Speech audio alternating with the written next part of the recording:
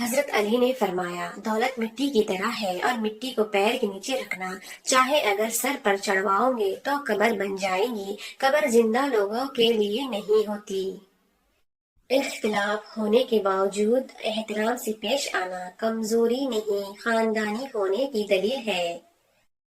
کاش ایسا روزہ بھی نصیب ہو جس کی سحری مکے میں اور افطاری مدینے میں ہو۔ آمین ثم آمین۔ یا ربی، جو ہمارے حق میں بہتر ہے ہمیں عطا فرما، اور جو ہمارے حق میں بہتر نہیں ہمیں وہ مانگنے کی توفیق ہی نہ دے۔ اے برکت ذات، ہمیں معافی عطا فرما اور ہم سے راضی ہو جا۔ وقت اور سمجھ ایک ساتھ خوش قسمت لوگوں کو ملتی ہے۔ وقت پر اکثر سمجھ نہیں ہوتی اور سمجھ آنے تک وقت نہیں ملتا۔ اللہ سب کی فیملی کو حفظ امان میں رکھے، سب کے گھروں کو آباد رکھے، بے چینی کا باعث بننے والے معاملات کو اپنی رحمت سے دور فرمائے۔ کبھی کسی کو یہ مت کہو کہ تم مجھے یاد رکھنا، تم اگر یاد رکھنے کے قابل ہو تو وہ یقیناً یاد رہ جاؤ گے۔ جب آپ کسی کے راستے میں روشنی کرتے ہیں تو آپ کا اپنا راستہ بھی روشن ہو جاتا ہے۔ وقت اور دولت دو ایسی چیزیں ہیں جو انسان کے اختیار میں نہیں۔ وقت انسان کو مجبور اور دولت مغرور بنا دیتی ہے۔ فاصلوں سے کوئی فرق نہیں پڑتا، کچھ لوگ دل کے دھڑکن کی طرح ہوتے ہیں جو ہمیشہ ساتھ رہتے ہیں۔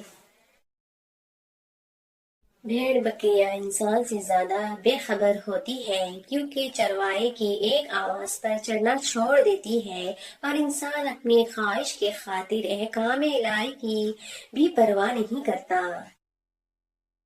نیکی اگر رضا الہی کے لیے کی جاتی ہے تو پھر اس کے پھل کی امید لوگوں سے مت کرنا، کیونکہ لوگ نہیں، یقیناً اللہ ہی اس کا اجر دے گا۔ رب کہتا ہے، کسی کو تکلیف دے کر مجھ سے اپنی خوشی کی دعا مت کرنا، لیکن کسی کو ایک پل کی خوشی دیتے ہو تو اپنی تکلیف کی فکر مت کرنا۔ بڑے بڑوں کی بڑی بڑی خدمت کرنے کے بجائے چھوٹے لوگوں کی چھوٹی چھوٹی ضرورتیں پوری کر دیا کرے۔ ان کی زبان سے نکلی ہوئی دعا آپ کی تقدیر بدل سکتی ہے۔ غم کی زندگی میں سب سے بڑی اہمیت یہ ہے کہ غم دل کو بہت نرم کر دیتا ہے۔ اگر غم نہ ہوتا تو انسان پتھر ہی رہتا ہے۔ پرانے لوگ سمجھدار تھے، تعلقات سنبھال لیتے تھے، پھر لوگ پریکٹیکل ہو گئے، تعلقات سے فائدہ نکالنے لگے۔